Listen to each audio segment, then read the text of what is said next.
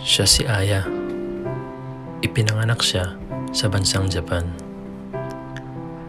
Ang kanyang ama ay isang Hapon at ang kanyang ina ay isang Pilipina. Nananatiling dumadaloy sa kanyang katawan ang dugong Hapon, ngunit ang kanyang puso ay pusong Pilipino. Masiyahin, mapagbigay, at higit sa lahat, may paniniwala at takot sa Diyos.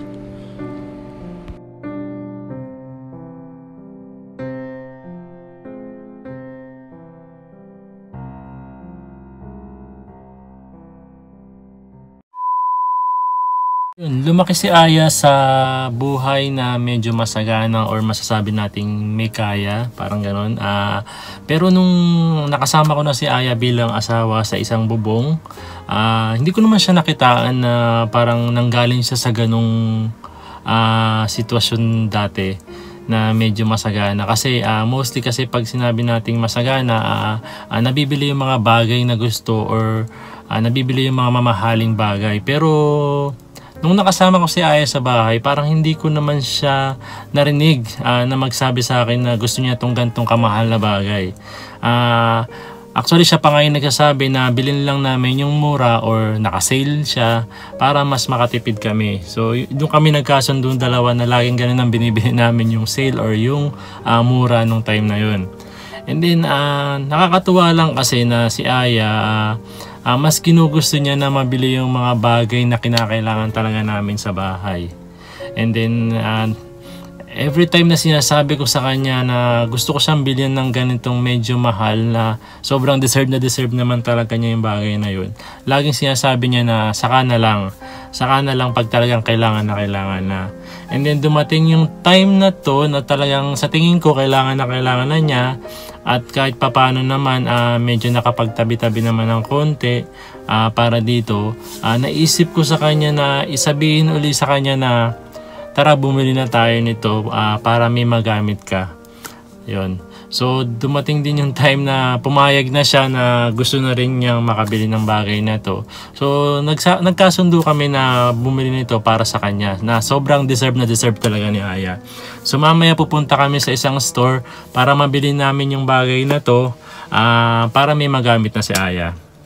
Few moments later. So bago muna kami pumunta ng store, maglilinis muna ako ng bakuran namin dahil sobrang dumi na ng bakuran namin. So parating na yung snow season, medyo mag-winter na kasi dito. Pagkatapos ng autumn, mag-winter na. Ayan, parating na yung snow season. So kailangan malinis na yung bakuran namin na puro damo. Ayan, kasi para hindi na siya mahirap linisin pag nag-snow na. So ayun, pagkatapos itong maglinis ng bakuran, pupunta na kami sa store para bilhin na yung bagay na deserve ni Aya. So samahan niyo po kami. Tara.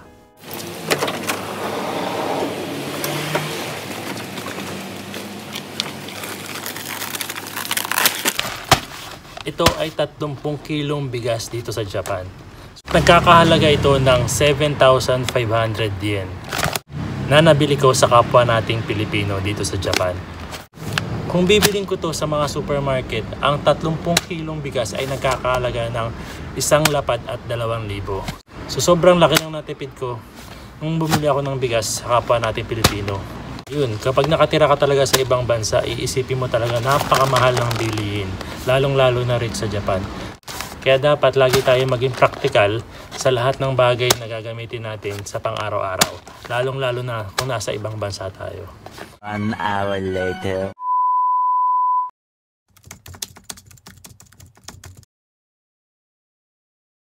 So ito yung lugar na lilinisin namin ng anak ko na si AG. Ayan, so medyo marumi na siya. Medyo makalat na at medyo mataas na yung mga damo niya. So lilinisin lang namin to para pagdating ng winter season, hindi na kami mahihirapan maglinis ng bakuran namin.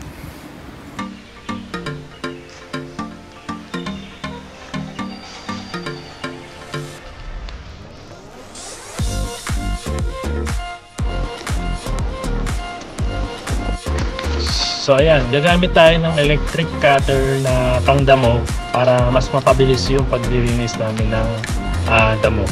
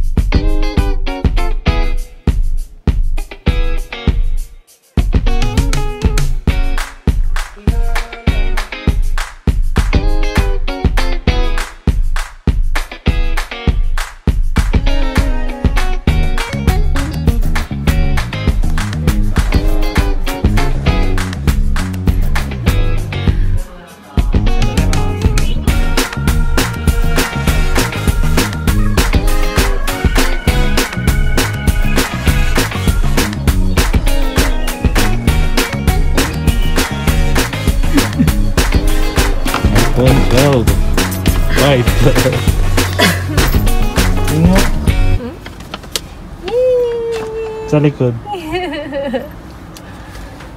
Ayun, so ramdam na ramdam ko yung kasiyahan na nakikita ko sa mata ni Aya.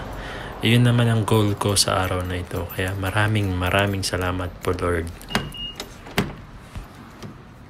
Hindi na may istorbo dyan,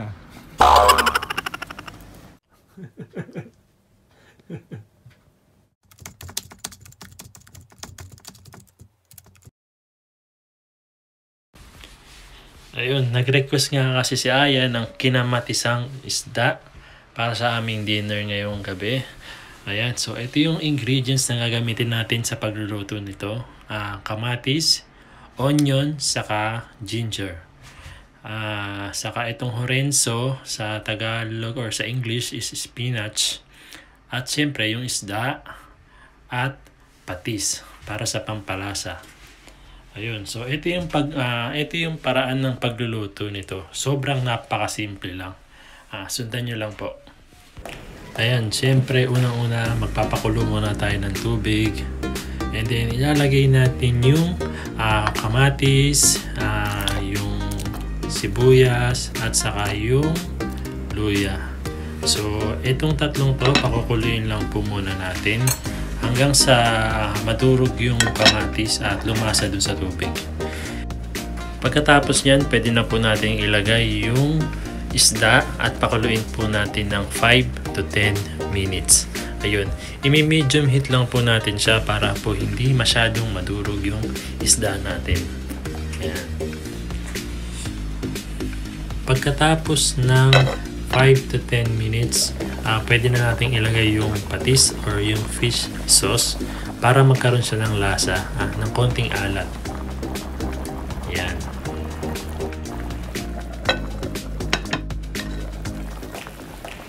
Ayun, pagkatapos na natin siyang pakuluin ng 3 minutes, ayan, ilalagay na natin yung horenzo o yung spinach na tinatawag natin. And then tatakpan lang natin yung kaldero and then hahayaan lang natin siya ng kumulo at least 1 to 2 minutes para lang mausukan yung ay yung spinach natin, hindi siya mag-overcook. Kasi sobrang sarap ng gulay pag hindi siya overcook. Ayun. So pagkatapos yan, okay na yung ating kinamatisang isda. So ready to serve na siya para sa aking pamilya. So tara, kain na po tayo.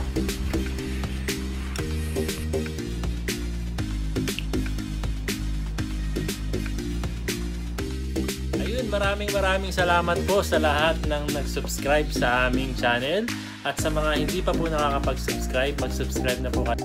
At i-hit nyo po ang notification bell para lagi kayong updated sa aming mga videos. Ayun, shout out po kay... Shout out kay Norman F. Lagitnay from Dorval, Quebec, Canada. Shout out to Arnie Oguma from Tokyo, Japan. Shout out kay Kana and Mika A. Kuya Masatoshi Oguma. Shout out to Toto Ilonggo Vlog from Doha, Qatar. Ayun, shout out din po kay Glyn Z. Shout out din po kay Gina Nagano. Shout out din po kay Gian Clarin from Korea. Shout out din po sa Albay family from Pangasinan. Shout out din po kay NJL Valiente from Carmona, Cavite. At shout out po kay... And shout out to Jeremy Magsumbol from Philippines. Ayun, maraming salamat po sa inyong lahat at abangan niyo po yung susunod naming mukbang sa aming next video. Stay safe everyone. Stay safe everyone. Stay safe everyone. Stay safe everyone. Ayun. Sayonara.